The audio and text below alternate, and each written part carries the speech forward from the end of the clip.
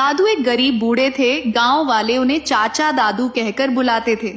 चाचा दादू एक छोटे से मकान में रहते थे। उनकी पत्नी का नाम जन्नत बीबी था, जो अक्सर बीमार रहा करती थी। उनके कोई संतान नहीं थी, बस यही दो मियाँ बीवी एक दूसरे का सहारा थे। घर का खर्च ज्यादा नहीं था, इसलिए दोनों मिलकर खुशहाल जिंदगी बसर कर रहे थे। चाचा दादू के पास एक गधा था, जिसे वो रोज सुबह सवेरे गांव की मंडी में ले जाया करते थे। वहां वह अपने गधे पर चावल या गेहूं की बोरियां लादकर लोगों के घरों तक पहुंचाते थे। इस काम से उन्हें 1.5-2 रुपए मिल जाया करते थे। रोटी, हांडी और कपड़े वगैरह पर खर्च करने के बाद भी हर महीने 10-12 रुपए बच जाते थे और इन पैसों को जन्नत बीबी एक बर्तन में डालकर सहेज कर रख देती थी। इस तरह धीरे धीरे करके अच्छी खासी रकम जमा हो गई थी। चाचा दादू की ख्वाहिश थी कि इस जमा की गई रकम से एक और गधा खरीद लें, ताकि अगर कभी पहला गधा बीमार पड़ जाए तो दूसरे गधे से काम लिया जा सके। चाचा दादू ने एक और गधा खरीद लिया, मगर बदकिस्मती से वह नया गधा, जिसे उन्होंने बड़ी मुश्किल से थोड़े थोड़े पैसे जोड़कर खरीदा था, उनके पास आने के कुछ ही महीनों में मर गया।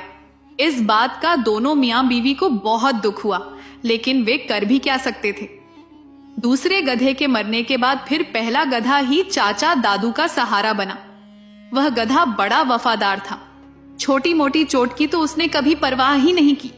रोज सुबह सवेरे चाचा दादू के साथ मंडी चला जाता और अपनी जिम्मेदारी पूरी करके खुश खुश घर लौट आता था।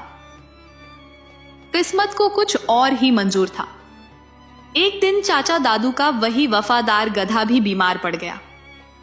अगर मामूली बीमारी होती तो वह कभी काम से मुंह नहीं मोड़ता, लेकिन इस बार तो वह इतना ज्यादा बीमार हो गया कि खड़ा तक नहीं हो पा रहा था।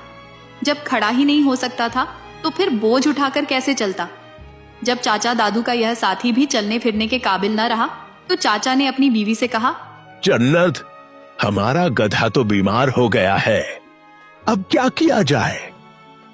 कोई बात नहीं, रहमत का गधा मंडी में ले जाओ। रहमत भी चाचा दादू की तरह एक गरीब आदमी था। वह मंडी जाने के बजाय अपने गधे को दरिया के किनारे ले जाया करता था और उस पर मिट्टी लादकर शहर बेचने जाया करता था। 2-3 घंटे में वह मिट्टी कहीं न कहीं बिक जाती और फिर रहमत अपने गांव लौट आता था।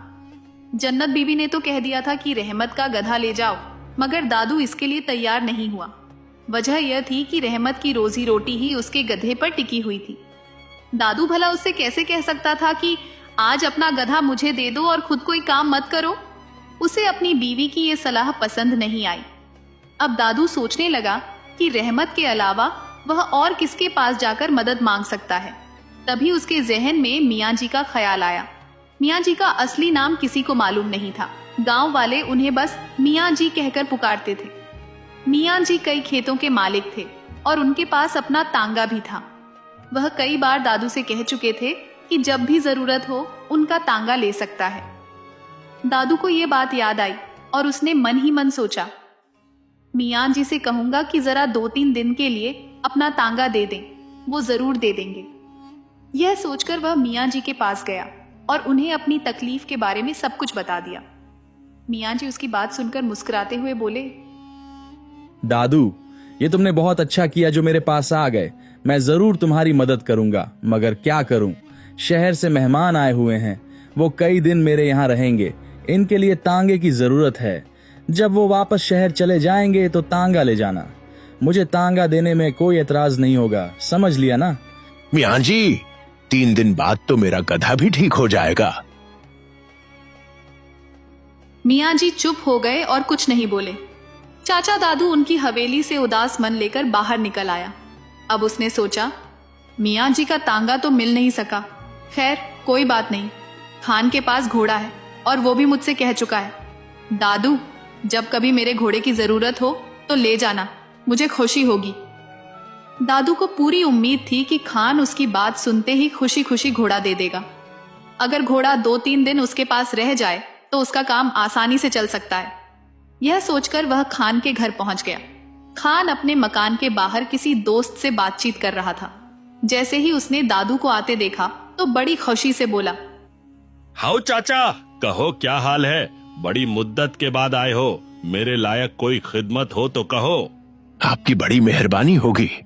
मेरा गधा बीमार हो गया है, 1-2 दिन के लिए अपना घोड़ा दे दीजिए।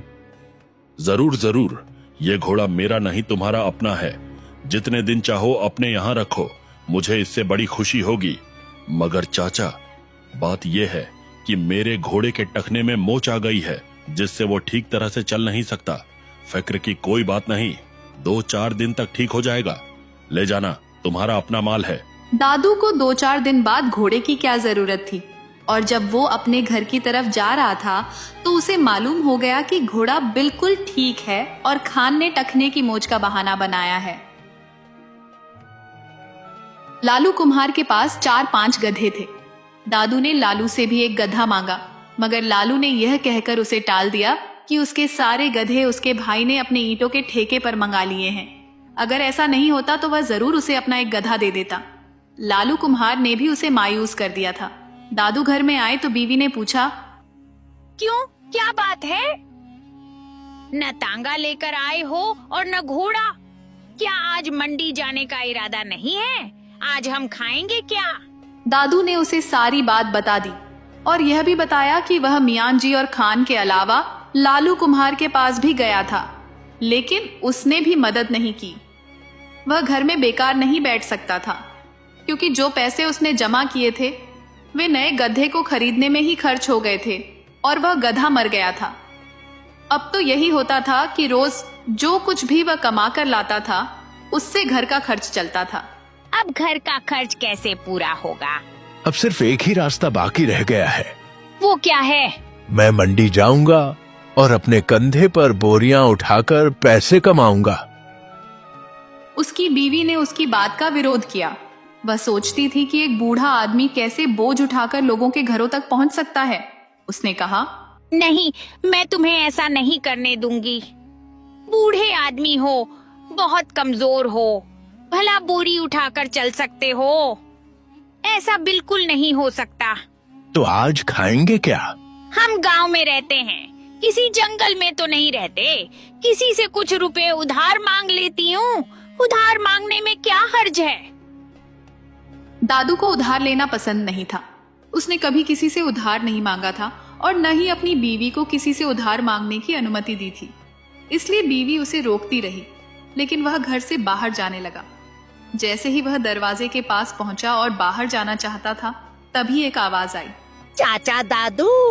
दादू ने आवाज पहचान ली। वह रहमत की आवाज थी। आ जाओ रहमत। रहमत अंदर आ गया और रुपये के 2 नोट दादू की तरफ बढ़ाने लगा। यह क्या है? चाचा, आज तुम्हारी जगह मैं मंडी चला गया था और मेरे गधे ने वही काम किया जो तुम्हारा गधा करता था। रहमत की यह बात सुनकर दादू और उसकी बीवी दोनों हैरान रह गए। रहमत, ये कमाई तुमने की है, ये रुपए तुम्हारे हैं। नहीं, मेरे नहीं है। चाचा, तुम्हारा गधा बीमार है। क्या मैं तुम्हारा इतना काम भी नहीं कर सकता? ये रुपए तुम्हारे लिए हैं, ले लो। दादू ने बहुत इनकार किया, मगर रहमत नहीं माना और पैसे देकर ही गया। दादू ने पैसे अपनी बीवी को देते हुए कहा, देखो, आखिर मेरा गरीब दोस्त ही मेरे काम आया है। अगर आपने अब तक जीरो टून्स का ऑफिशियल यूट्यूब चैनल सब्सक्राइब नहीं किया है तो अभी सब्सक्राइब करें और दिलचस्प और बेहतरीन एनिमेटेड कहानियों का लुत्फ उठाएं।